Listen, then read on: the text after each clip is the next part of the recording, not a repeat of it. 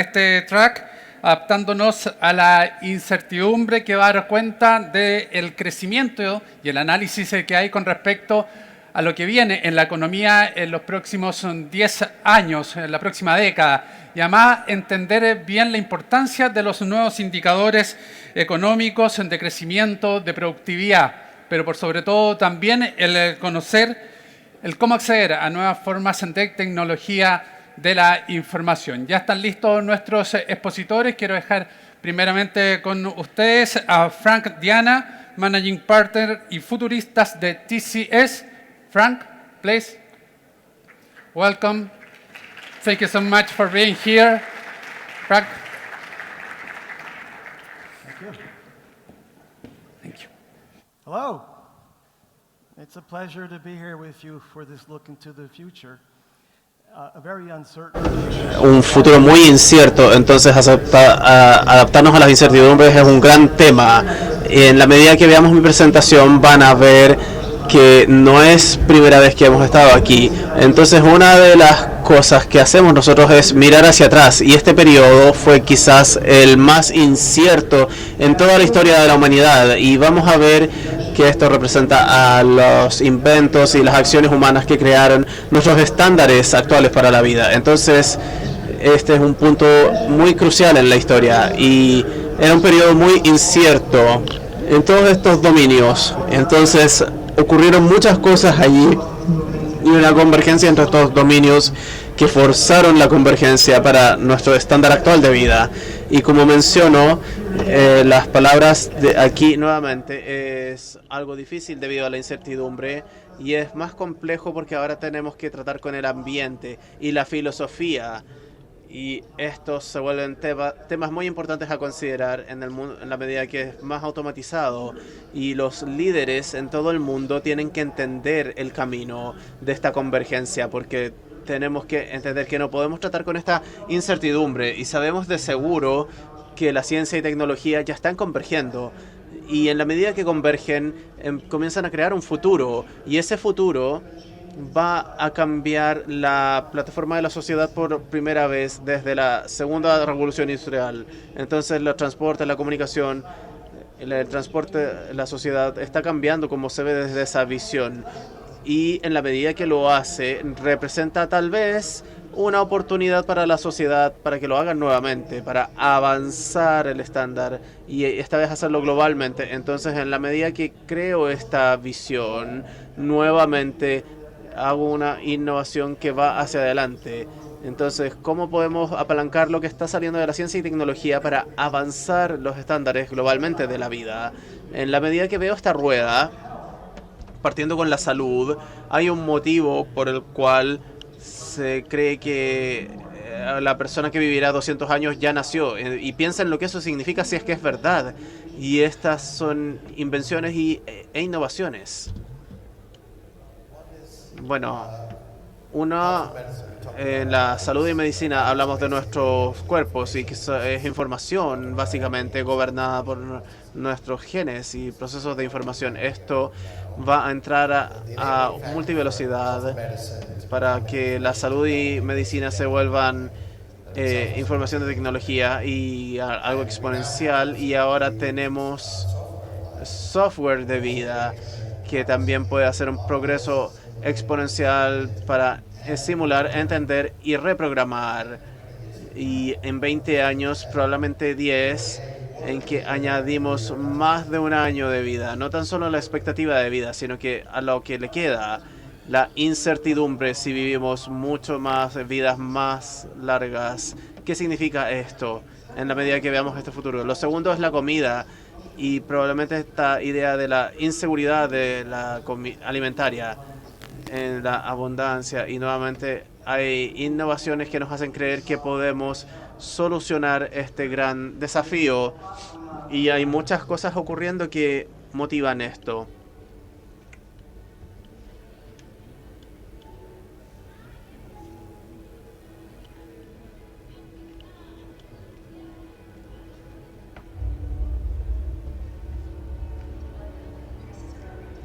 Los precios están subiendo.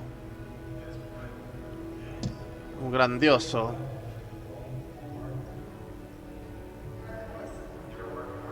¿Cómo está todo? Están funcionando muy bien. Ya lo vamos a hacer.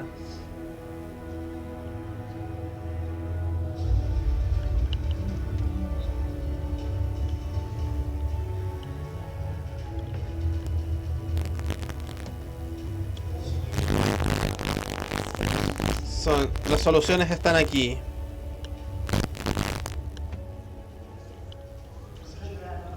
La agricultura de precisión va a optimizar las plantaciones y va a mejorar la producción de comida. Y piensen en la disrupción que eso significará. Y obviamente está el tema del transporte, que cambiará considerablemente en la próxima década de formas tan distintas. Tenemos que decidir si vamos a transportar números crecientes de pequeños envíos de forma tradicional o que esté libre de contaminación y por una solución bajo tierra. Y la logística bajo tierra, en llevar la movilidad bajo tierra, eso está ocurriendo en Arabia Saudita, haciendo que el planeta sea más sostenible. Y también están la vivienda y cómo la experimentaremos al futuro, los cambios que están ocurriendo. La energía, como sabemos, está transicionando. Eso siempre ha sido algo difícil y complejo, pero está ocurriendo. Las comunicaciones, ese es un tema fascinante, en donde pensamos en los cerebros y cómo interactúan con el mundo. Por primera vez, un cuadrapléjico manejó un auto con su mente. Para mejorar la conciencia, construimos un auto muy especial. Es broma, miren este auto. Nuestro equipo de innovación combinó la tecnología cerebral con el planeo del mapa.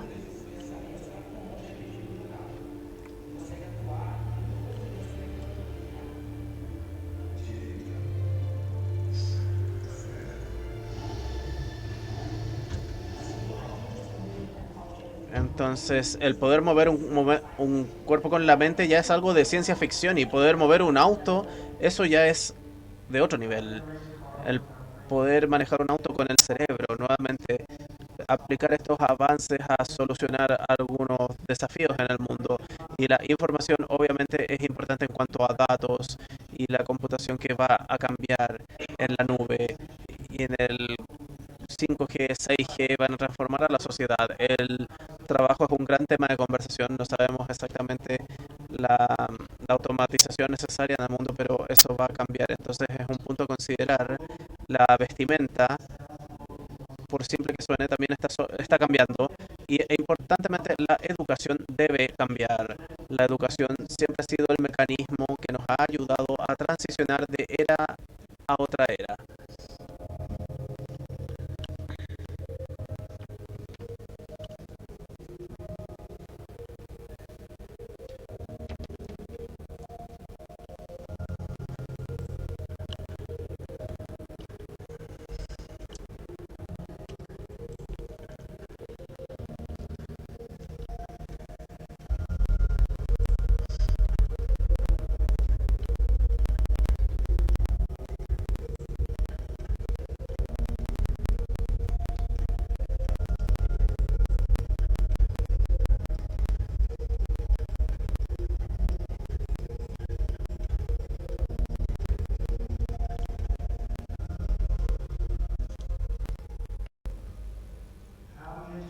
El cómo educamos y cómo aprendemos debe cambiar si vamos a tratar con el tipo de cosas de las que estoy hablando, los materiales y cómo avanzamos la ciencia material. Esto va a dictar qué tan lejos llega esta transformación de la sociedad. Y con todo eso está el desafío de ensayar el futuro, entender las preguntas, adaptarse a las incertidumbres que requiere que pensemos de forma distinta y cómo todo esto se compone. Primero, consideremos una pregunta. ¿Qué pasa si la inteligencia artificial tuviera un mayor impacto que el fuego e Internet? Y eso es algo que he preguntado muchas veces. Piensen cómo responderían a esa pregunta. Y déjenme mostrarles lo que dicen. Muchos dicen que la inteligencia artificial va a tener un mayor impacto que el fuego, la electricidad e Internet. El fuego aún se considera como lo más impactante de la historia, porque el crecimiento del conocimiento está llevando a las invenciones y por eso la humanidad ha avanzado tanto. La inteligencia artificial sería el punto más alto y si llega hasta allí, el cielo es el límite. Y lo segundo es, ¿qué pasa si los límites entre el mundo físico y virtual se distorsionan por completo?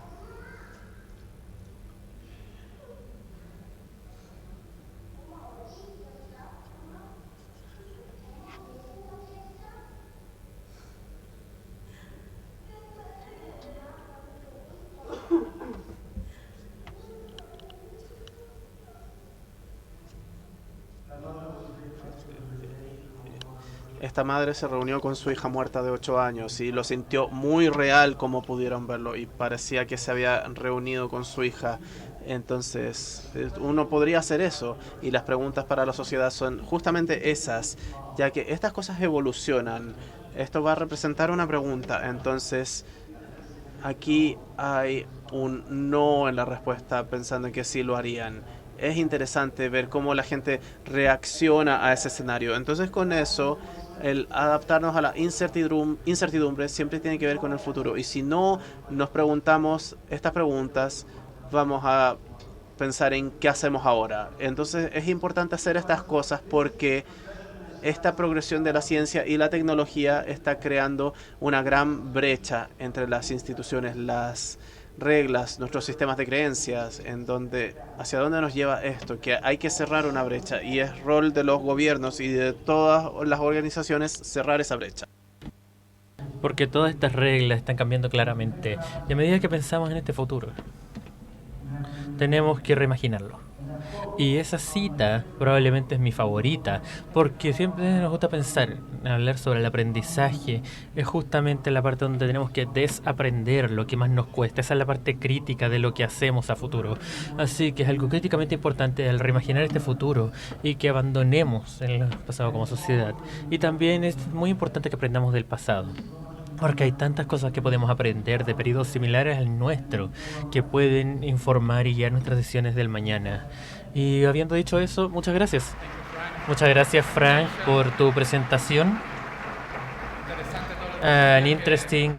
que nos plantea y cómo hay que ir adaptándonos también a las décadas siguientes que vienen y que avanzan tan rápido. Queremos dejar con ustedes a continuación a Mariana Méndez, directora de Alianzas Digitales para América Latina y el Caribe de Mastercard. Bienvenida. Gracias, Cristian. Gracias, Cristian, por esa presentación. ¿Cómo están? Muy buenos días a todos. Oye, un gusto estar aquí de nuevo en forma presencial, ¿cierto? Qué bueno, todos estos años que estuvimos con este evento en un formato digital. Y bueno, dar gracias a País Digital por darnos esta oportunidad de poder compartir qué es lo que ha pasado con los medios de pago, qué es lo que está pasando. Y bueno, primero que todo, lo que estábamos diciendo, ¿no? Ya no estamos solamente presencial, estamos también saliendo por streaming, ¿cierto?, en otras plataformas. Estamos en un mundo híbrido y eso es lo que pasa hoy día. Ya no estamos solamente en un mundo presencial y no estamos todavía en una era 100% digital. ¿Qué es lo que tenemos que hacer? Este es un mundo digital, donde estamos mezclando las dos cosas. Y parece ser que estamos en el fin de la pandemia, ¿no? Ya nos sacamos la mascarilla, parece que hoy día ya estamos todos más libres. Yo no he visto a nadie con mascarilla, uno que a otro por ahí. Y no vamos a hablar de esto, pero sí quiero tomarme un minuto para poder decir cuál fue el gran impacto y la importancia que tuvo la pandemia en el tema de digitalización. Nosotros en Mastercard el año 2019 teníamos proyecciones para el crecimiento digital, el e-commerce para 5 años. Esto se vio, este crecimiento se vio en los primeros 7 meses del año 2020. Conclusión, la obvia, ¿no? La pandemia entonces solo vino a acelerar el crecimiento digital que nosotros estábamos esperando. Ayer escuchaba al presidente de Mastercard decir, ya no es el tema de el constante cambio que estamos viviendo. El tema de hoy día es cuán acelerado está ese cambio. Ya no estamos hablando de cambios, ya es en nuestro día a día y así es cuán acelerado va a ese cambio. Me preguntaban antes de la sesión, ¿debemos ir más allá de lo digital? Claro que sí. Nuestro día a día ya es digital y creo que todos ya lo han repetido bastante en las exposiciones anteriores. Lo digital no es el futuro, el digital es hoy y tampoco es algo de lo que estamos hablando. Pareciera que ya está incorporado en nuestra vida, ¿cierto? Ya todo es digital y asumimos que todo está en e-commerce, todo está en internet y lo podemos buscar. Entonces, ¿cuál es el gran desafío hoy día? Es que nosotros tenemos que incorporar tecnología que nos permitan facilitarnos cada vez más la vida. Así que voy a empezar, dada esa introducción, quiero empezar a mostrarles algunos números que vimos. Nosotros tenemos un estudio que se llama el Mastercard New Payment Index, que lo hemos hecho ya durante los últimos 3 años y les voy a presentar los números del año 2022. Y la primera frase, como ustedes pueden ver, el crecimiento digital se consolida, o sea, ya no estamos hablando de crecimientos exponenciales, ya es una consolidación, se asienta el crecimiento digital. En Chile, 9 de cada 10 consumidores ha usado un método de pago emergente. Cuando estamos hablando de métodos de pago emergente, estamos hablando de pagos sin contacto, estamos hablando de biometría, estamos hablando de criptomonedas. Los consumidores revelan que usaron menos efectivo, y ahí estamos bien alineadas ahí con Rosario, que también presentó unos gráficos. 42% en Chile dice que usó menos efectivo que el año pasado.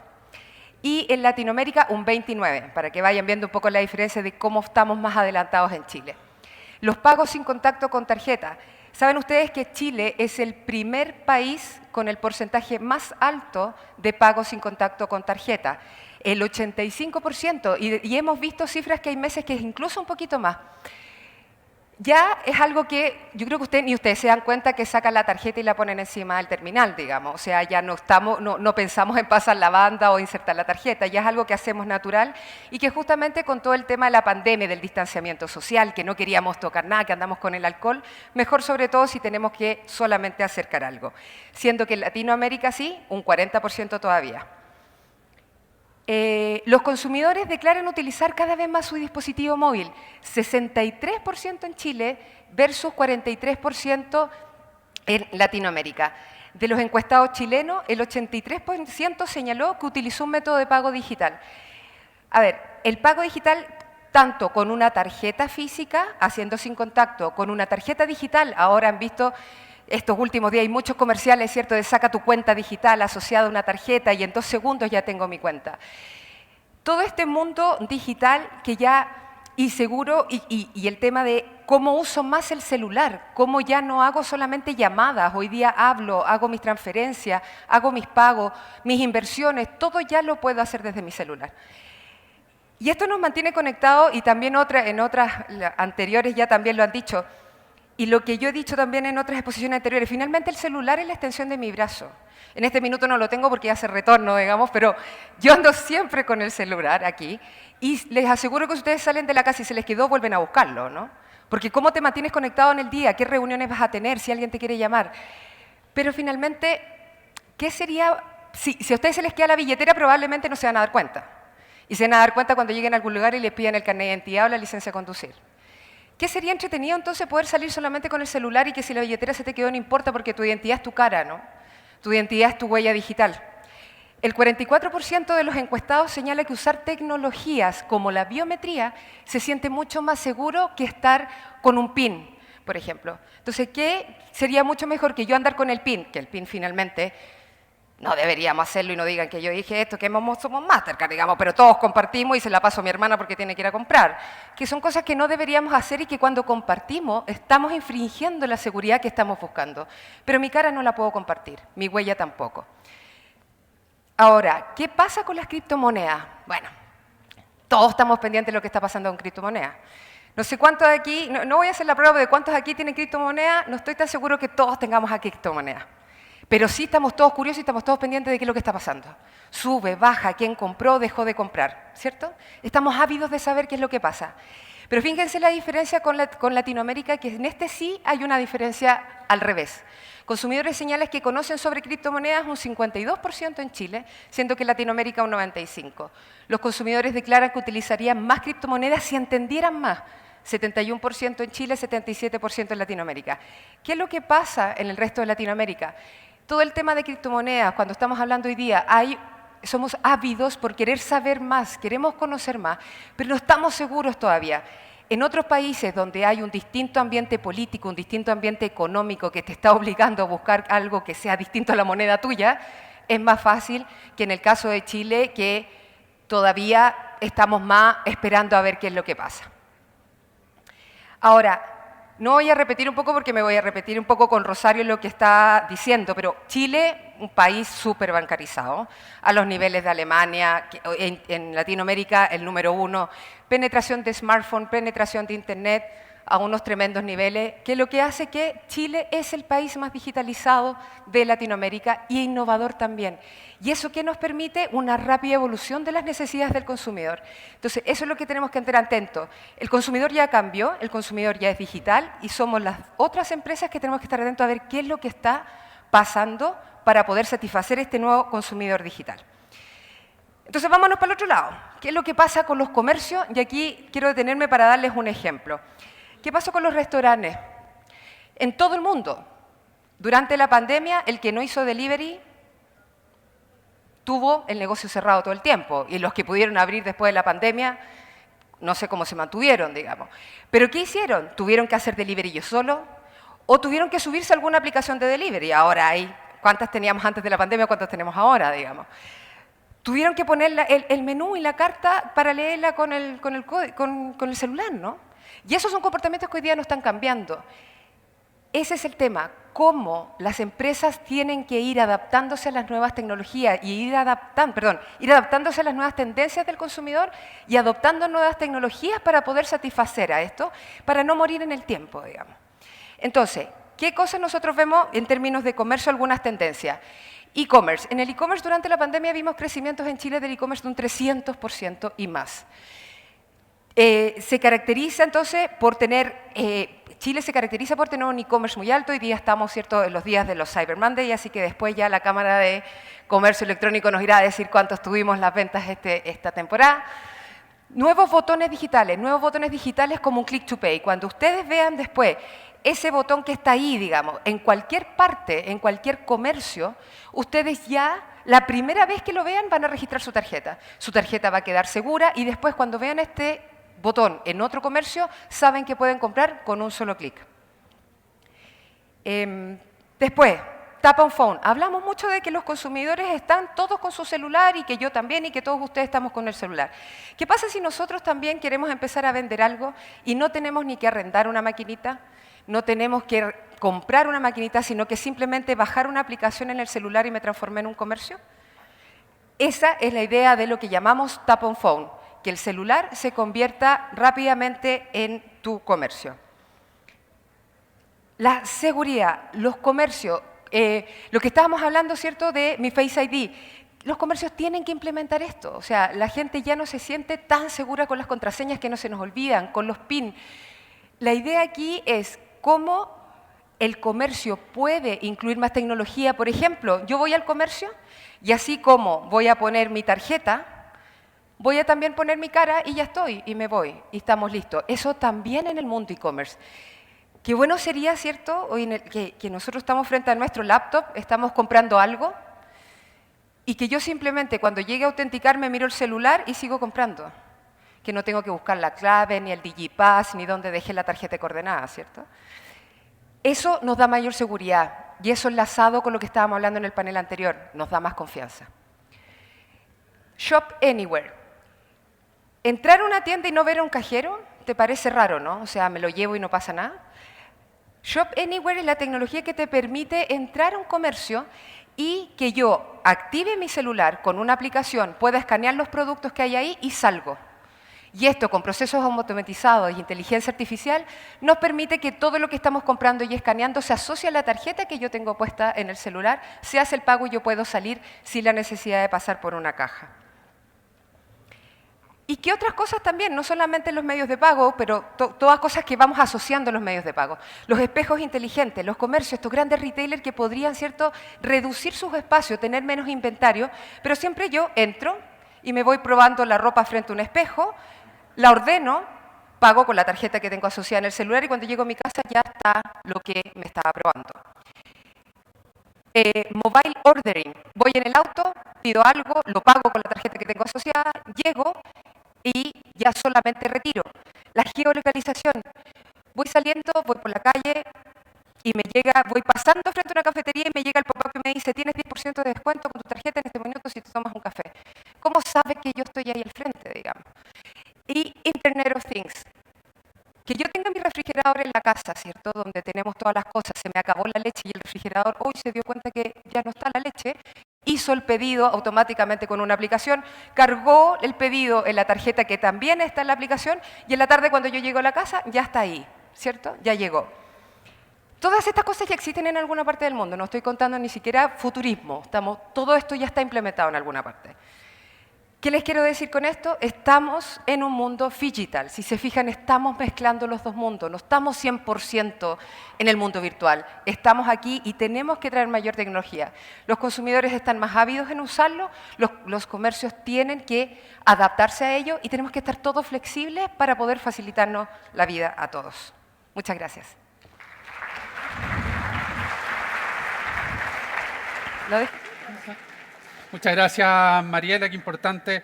Además, a conocer cómo una determinada circunstancia nos puede acelerar estos procesos de cambio y hay que estar, obviamente, preparados. Queremos también llamar a nuestro tercer panelista, Marcel Villegas, es el socio líder de People Advisory de EY, que está junto a nosotros. Un aplauso, por favor. Muchas gracias. Oye, felicitaciones. Hola, hola. ¿Cómo Muchas estás? Gracias, muy bien, ¿y tú? Muy bien, muchas gracias. Qué bonita sala, qué bonita sala. Ya lo han dicho varias veces, pero de verdad es bonito volver a encontrarse como estamos acá. Saludo también a todos quienes están en remoto viéndonos en esta sesión de conversación.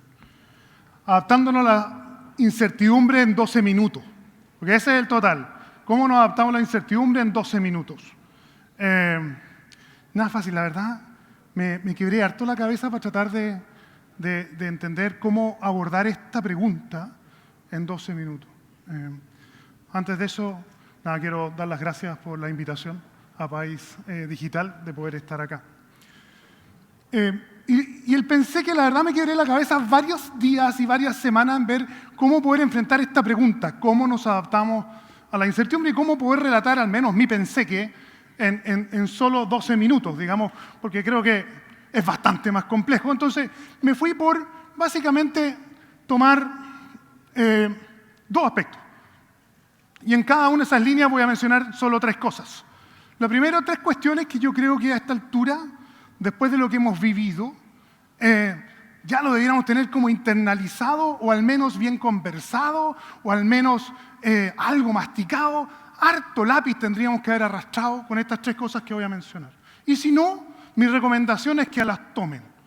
Y lo último, el tema algunos caminos posibles, y lo digo como algunos caminos posibles, creo que bajo ninguna circunstancia pretendo abarcar todos aquellos elementos que tenemos que considerar para poder adaptarnos a una incertidumbre. Pero al menos tres que yo creo que hemos conversado harto, pero creo que hay que darle una profundidad enorme para poder acercarnos un poquito a tratar de vivir en estos mundos inciertos. Entonces parto por los primeros tres aspectos que yo creo que ya deberíamos, yo los considero un poco básicos, no de simple A, sino simplemente de que debiera ser como la plataforma para. Lo primero es que cada uno de ustedes, los que están acá y los que nos están escuchando, sin duda han escuchado hablar de este concepto VUCA y en sus propios negocios ya tienen que haber arrastrado un poco el lápiz en términos de qué significa este VUCA para mi negocio. ¿Sí? Y ya sabemos que efectivamente es volátil, es incierto, es complejo, etcétera, etcétera. Y por lo tanto ya saber cómo eso se refleja en el negocio de ustedes. No voy a mencionar mucho más al respecto, pero creo que es algo que si no se ha hecho, creo que vale la pena sentarse en una mesa y a discutir cómo esto nos pega en el negocio en el cual yo estoy. ¿Sí? Lo segundo es que yo creo que la discusión que teníamos por allá por el 2018, tal vez antes, 2019, era... Mi negocio va a haber disrupción en el negocio en que estoy, va a haber disrupción, ¿no es cierto?, en el mercado en el cual participo, sí o no. Creo que la respuesta a esa pregunta ya se contestó en los últimos 2 años y medio y además, la respuesta vino de un lado tremendamente incierto.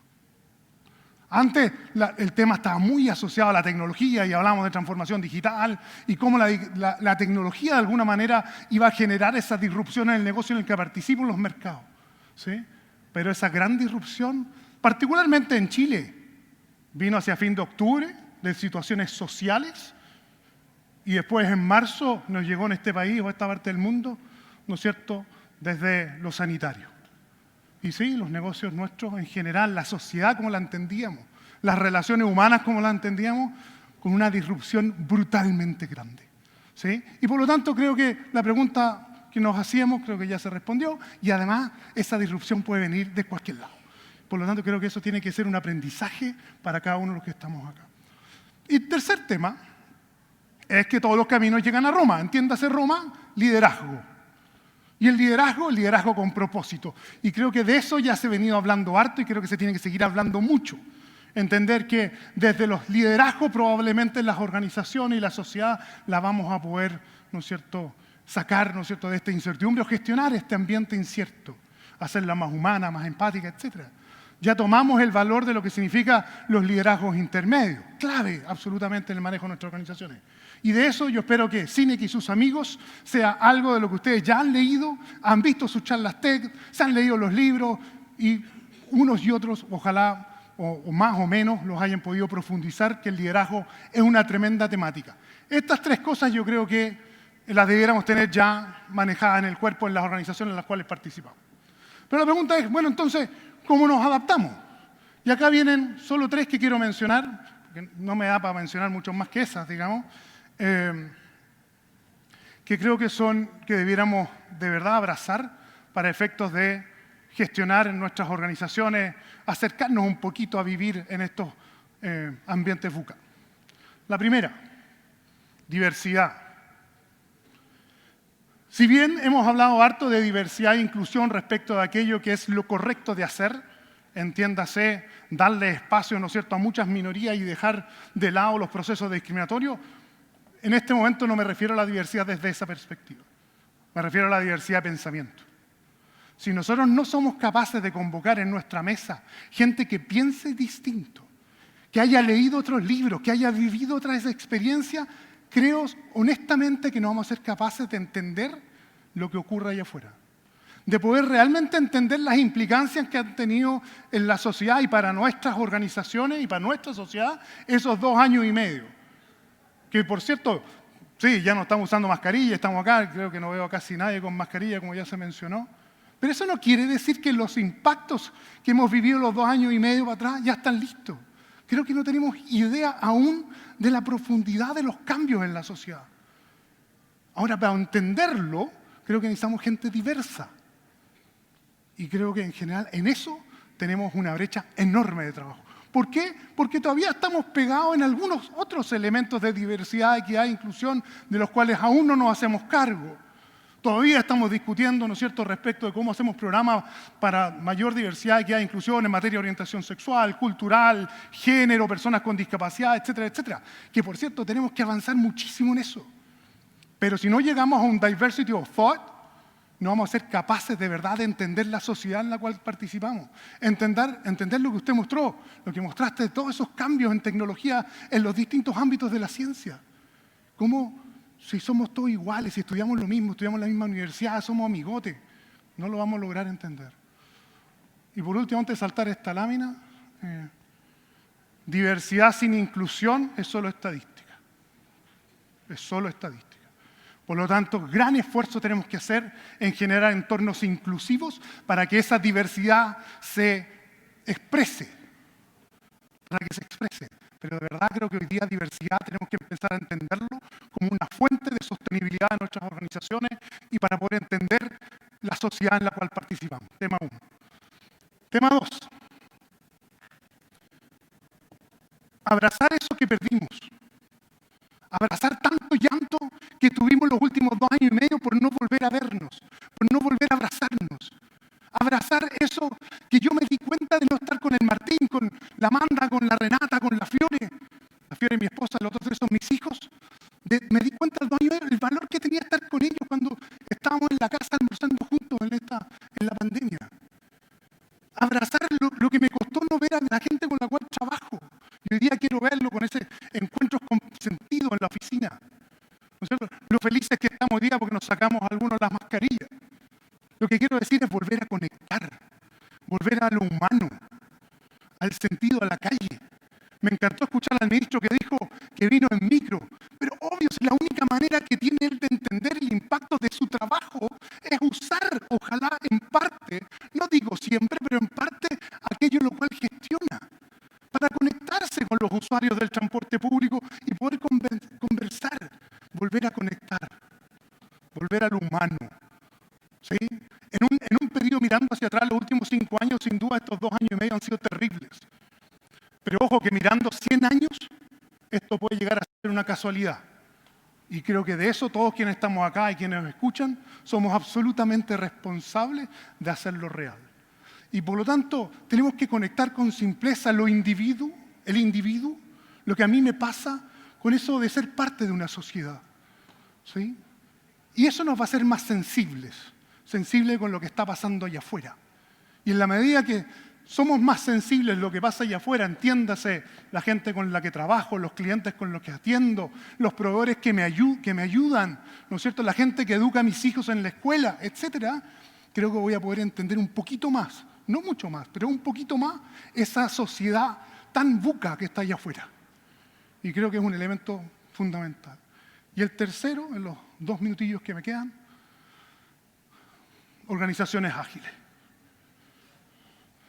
No lo digo desde la perspectiva de la metodología respecto a gestión de proyectos, que por cierto es súper necesaria, un buen balance, ¿no es cierto?, entre los métodos waterfalls y las metodologías ágiles. Lo digo respecto de la toma de decisiones.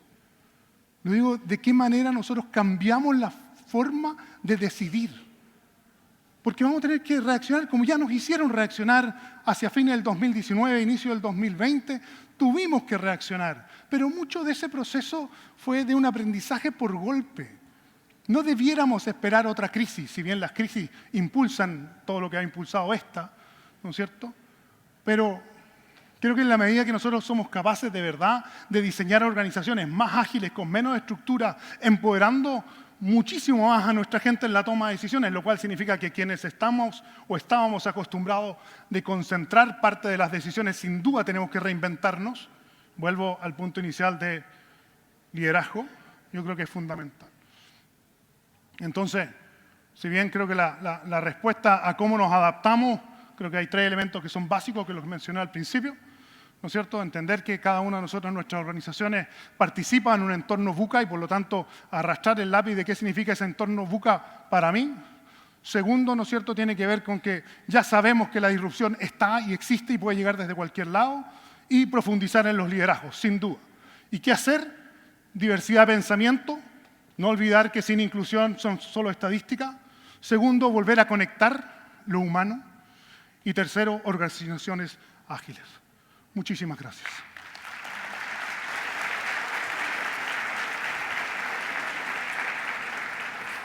Muchas gracias, Marcel, por adaptarte además al tiempo. 30 segundos ahí tuviste de beneficio para la próxima presentación.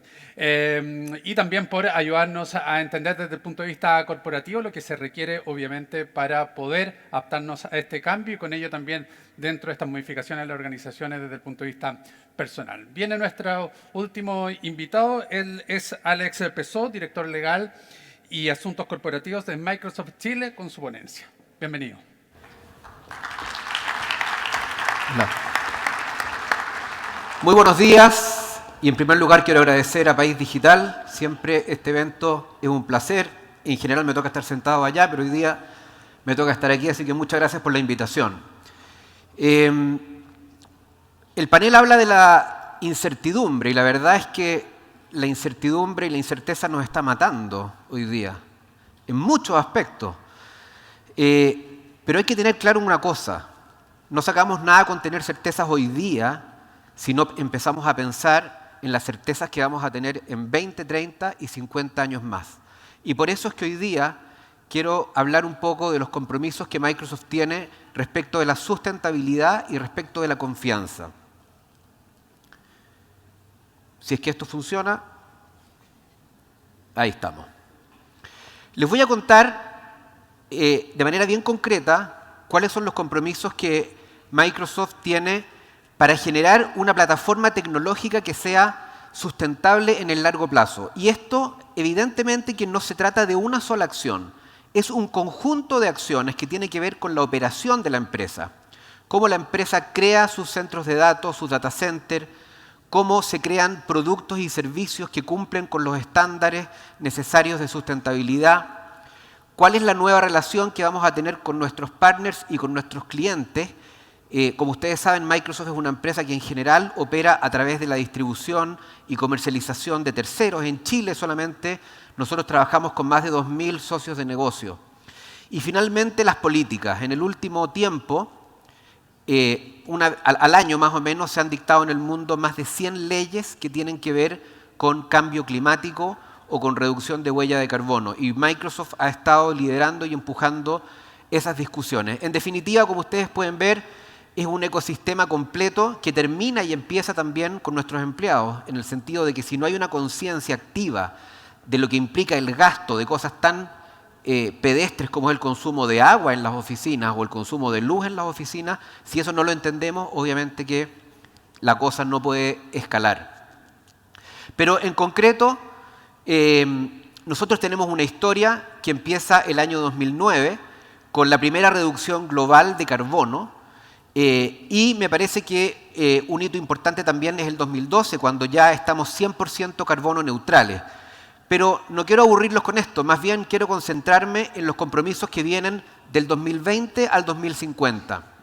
Nosotros estamos diciendo que el año 2025 vamos a hacer 100% energía renovable, que el año 2025 vamos a proteger más tierras de las que usamos, que el año 2030 vamos a hacer carbono negativo, también vamos a hacer cero residuos y vamos a hacer agua positivo. Voy a explicar en la próxima lámina qué significa cada uno de estos conceptos.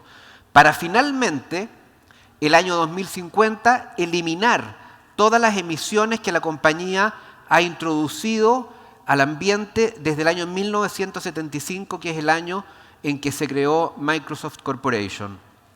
Ahora, todo esto se traduce básicamente en estos 4 compromisos. El tema del carbono negativo básicamente tiene que ver con 3 grandes aspectos. El primer aspecto respecto del carbono negativo es cómo es la obligación de reporte. Cómo yo reporto, cómo las empresas reportan en el mundo la utilización o la huella de carbono. Porque no sacamos nada con que cada empresa lo reporte de una manera distinta, si es que no tenemos la capacidad de tener cierto parámetro de interoperabilidad y de homologación de esa información. Por eso es muy importante eso. De hecho, en UK, una empresa que tiene más de 500 empleados y que tiene un revenue anual de más de 500 millones de euros o de libras, tiene la obligación de hacer un reporte con ciertas características en su estado financiero. Ese tipo de normas son respecto de las cuales nosotros como país también debiéramos estar mirándolas y, como siempre, adecuándonos a esas normas y no inventando normas domésticas que no tienen ningún objetivo, sobre todo en temas que son de impacto global. Un segundo aspecto del carbón es la reducción de carbón. Y ahí los países en general tienen distintos mecanismos de dictación de normas, estableciendo máximos o la posibilidad de comercialización. Pero hay un tercer elemento que es el más fundamental, que es cómo yo retiro carbón del medio ambiente. Y ahí, básicamente, lo que hemos visto en Estados Unidos son normas de orden tributario, de incentivos tributarios. El agua positivo y el cero residuo lo voy a tratar ahora cuando les cuente sobre el data center. Pero antes, quiero contarles una información bien novedosa. Estamos creando en Chile un data center, es la inversión más grande de Microsoft en Chile, y ese data center va a ser 100% con energías limpias. Hemos suscrito recientemente un acuerdo con AES Andes para que el data center de Chile tenga 100% energía renovable. Esta energía va a venir de 2 fuentes, va a venir de una fuente solar y también de energías eólicas. Vamos a tener plantas en la región de Atacama y en el Biobío. Esa es una noticia concreta de cómo esto, en el fondo, aterriza en Chile. Además, la compañía en Microsoft creó un fondo de $1 billón, esto fue el año 2020, para que en 4 años se pueda financiar proyectos que tengan por objeto principal la reducción de la huella de carbono a través de donaciones y subsidios, básicamente en mercados en donde todavía esto no está tan maduro. La idea es financiar startups tecnológicas que a través del uso, ¿no es cierto?, de inteligencia artificial o de Internet de las cosas le permitan a las empresas detectar con sensores y monitorear estos consumos. Hoy día, de ese billón, yo diría que la mitad ya está comprometido y ejecutándose. Hablemos del data center del futuro y de la nube pública. Esto es bien importante. Nosotros ya hemos migrado a la nube más de 2.000 aplicaciones y esa migración nos ha permitido a nosotros rebajar la huella de carbono en un 98%. Y lo que nosotros vendemos también a nuestros clientes es que utilizando nuestra nube, a través de los servidores que van a estar ahora en Chile, van a poder también a su vez rebajar la huella de carbono. Es interesante también conocer estos data centers, cómo funcionan. Se han logrado importantes reducciones en el consumo de energía. Son edificios muy sofisticados, no solamente en la parte de seguridad informática o seguridad física, sino también en el uso de herramientas, digamos, paneles solares y herramientas de energía y uso de agua. Estos centros de datos básicamente tienen un desafío y es el tema del enfriamiento. Todos estos servidores, todos estos racks, si alguien ha tenido la oportunidad de conocer un data center, son galpones gigantescos en donde está lleno de estos racks. La información de todas las empresas, clientes y usuarios está ahí, obviamente separada de manera lógica, no están mezcladas los datos de los clientes, pero ahí están. Y el desafío es que con este uso intensivo se calientan estos servidores. Y entonces la pregunta es cómo se enfrían. Y ahí es donde está la diferencia, y ahí es donde Microsoft tiene una tecnología que básicamente y mayoritariamente permite enfriar el data center a través de aire, a través de la utilización de aire, y no a través de la utilización de agua. Solamente se empieza a utilizar agua para enfriar el data center cuando hay temperaturas mayores a 29 grados Celsius. Recién en ese momento hay que entrar a utilizar agua para poder enfriar el data center. Y es agua que en todo caso entra, digamos, de la red pública y sale a la red pública con una contaminación del 0,0 y tanto, es decir, es agua que es perfectamente reutilizable. Muy breve, les cuento sobre el proyecto de Transforma Chile y la confianza que seguimos teniendo en Chile hacia el futuro. Lanzamos este plan que se llama Transforma Chile. Todavía en ese minuto estaba el presidente Piñera. Parece que lo sacaron de la foto, no, seguramente no sé por qué, pero debiera estar. Básicamente el impacto de Transforma Chile tiene que ver con lo siguiente. Creamos un consejo asesor de tecnología con nuestros principales clientes y un consejo asesor en ciberseguridad. Todo esto lo hicimos de la mano del Centro de Innovación de la Universidad Católica.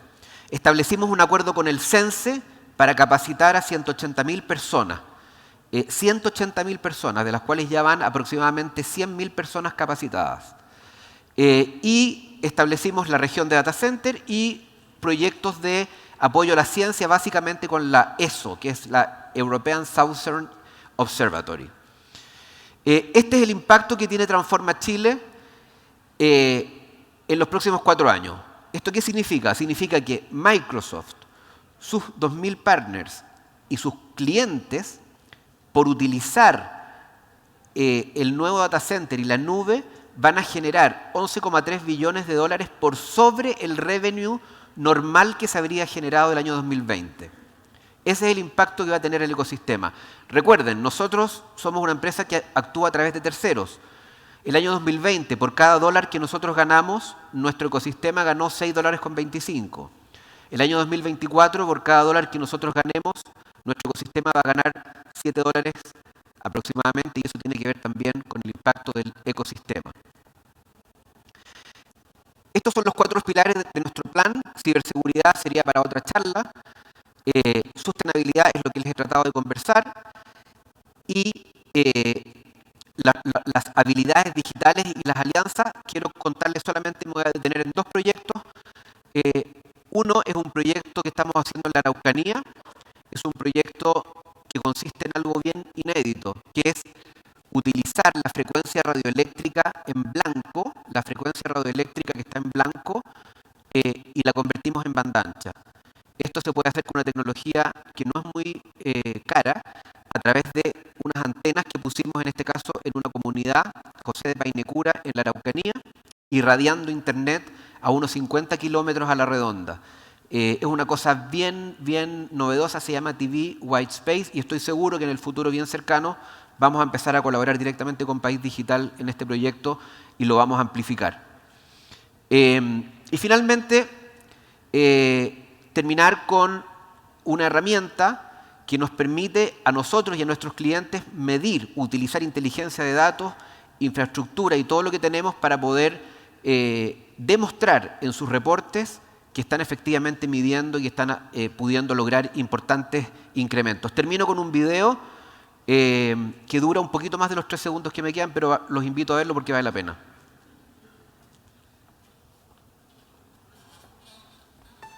To address a planet in crisis, we need to work together. Embracing sustainability to save our planet. Microsoft has emerged as a leader in corporate sustainability, and we're sharing our experience and practices with customers, partners, and global leaders to drive real change. Because no matter where businesses are on their sustainability journey, digital technologies can help them assess their environmental footprint, accelerate their impact, and transform their businesses while meeting the needs of the planet. Working closely with solution partners, we're innovating on a massive scale, using analytics, virtual modeling, and AI to manage complex data in the cloud and help businesses reduce the impact of their buildings and their operations by creating energy efficiencies and reducing carbon emissions, reducing water consumption and waste. Our customers are using cloud services to advance the transition to clean energy.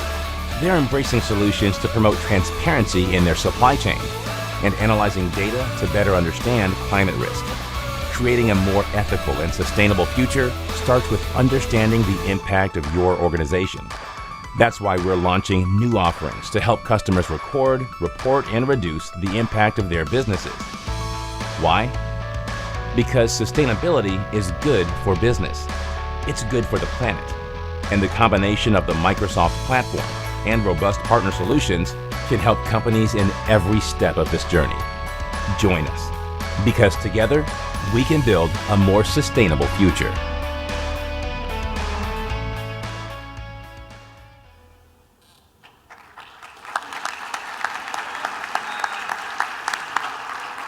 Muchas gracias, Alex, por la presentación. También, sin duda, que la sostenibilidad es otro de los requerimientos de las corporaciones para adaptarse hoy y el futuro, obviamente. Tal como en el track anterior, tenemos 2 minutos de conclusiones. Vamos a ir por orden de presentación. Así que, Frank, te dejamos los 2 minutos para hacer una conclusión final acerca del tema. So during the course of the morning, I've heard a couple of phrases He escuchado un par de frases que llamaron mi atención. La primera fue más allá de lo digital y la segunda fue pensar diferente. A medida que consideramos justamente cosas como por ejemplo la inteligencia artificial que ya pueda identificar otras estructuras proteínicas o todo lo que tiene que ver con resolver los desafíos del cáncer o también el Alzheimer y la demencia, que son desafíos importantes para el futuro. Eso representa un movimiento más allá de lo digital y este movimiento nos obliga a pensar diferente. Así que a medida que pensamos las oportunidades que tenemos, realmente la sociedad ahora tiene que aprovechar esta innovación de tal forma que, como mencioné en mi presentación, justamente aumenten los estándares globales de la vida. 2 cosas más allá de lo digital, y en términos de posibilidades hay muchas. Y nos llevan justamente a aprovechar esas posibilidades. Frank, Thank you so much, Frank, for your conclusions and your interesting presentation. Mariela. 1, 2, 3. 1, 2, 3. Ahí sí. Bueno, no sé ustedes, pero para mí la palabra pandemia era totalmente bíblica, algo que nunca iba a pasar y de esos temas que uno ya superó, digamos. Pero pasó. Y yo creo que finalmente eso es la lección que nos deja, estamos en una era de incertidumbre, como nos mostraba Frank en todos sentidos. Estamos en una era de incertidumbre en temas de salud, político, económico, ambientales, ¿cierto? Lo único que nosotros podemos controlar es algo que no podemos controlar, no sabemos lo que va a pasar. Lo que sí podemos controlar es cómo nosotros, tanto los consumidores como las empresas, nos preparamos, cómo somos más flexibles. Y va a parecer bastante repetitivo, pero flexibles, adaptables, versátiles, resilientes, creo que son las palabras de moda, digamos, son las palabras que hoy día tenemos que tener, porque eso es lo que nos va a hacer adaptarnos, buscar nuevas tecnologías. Es nuestro deber como empresas también, y para satisfacer este nuevo consumidor digital, es buscar tecnologías que nos faciliten la vida. ¿Y cómo? Planificando, haciendo benchmarking, mirando qué es lo que está pasando en el resto del mundo, hacer inversión en nuevas tecnologías. Y creo que ese es el principal mensaje, adaptarnos. Muchas gracias, Marielle, que es así. También desde la política pública, la educación, lo relevante de la educación, tal como lo planteaba Frank en su ponencia, la necesidad de poder entregar esas herramientas para poder adaptarse. Marcel, tus conclusiones. Muchas gracias. Pues es como los fenicios, ¿no? Me da la impresión de que la tecnología, por todo lo que hemos escuchado, está ahí, con todo lo que nos han mostrado. Y si no está hoy día, y va a estar mañana ahí. Por lo tanto, pareciera ser que el tema de ¿está o no está la tecnología disponible para? Parece que es una pregunta que la respuesta ya está relativamente clara. Si está o estará mañana. El cómo nosotros nos comportemos en los roles que tenemos, ya sea en la sociedad, como papá, como esposo, como amigo, amiga, hijo, padre, líder, sin duda, en las organizaciones en las cuales participamos, creo que es lo que va a marcar la diferencia. Honestamente creo que tenemos que dar un salto gigantesco en materia de inclusión, dejar de lado las discusiones que tenemos hoy día de género, personas con discapacidad, dejarla de lado me refiero porque ya cerramos esas brechas brutales que tenemos hoy día para de verdad meternos en diversidad de pensamiento, porque necesitamos gente distinta para entender este mundo. No para resolverlo, solamente para entenderlo. Eso es como primer gran mensaje. Y el segundo, y de nuevo, sorry por ser repetitivo, pero tenemos una tremenda responsabilidad sobre todos quienes estamos acá y probablemente todos quienes estamos escuchando, que es honrar el costo y el dolor que muchísima gente ha pagado en estos últimos 2 años y medio. Y eso lo vamos a hacer desde volver a conectar, desde volver a ser humanos. Se nos sacaron las mascarillas, entonces empecemos a saludarnos en el ascensor. Cosas básicas, saludar a la persona con la cual trabajas, preguntar quién eres. No volvamos a lo que nos ocurrió fines del 2019. Oye, es que yo no sabía que la gente que trabajaba conmigo viajaba 2 horas en llegar a La Vega. No volvamos a eso. En 5 años, en 10 años, efectivamente, estos 2 años y medio es una enormidad. Pero en 100 años puede ser una tremenda casualidad. De nosotros depende que no sea así.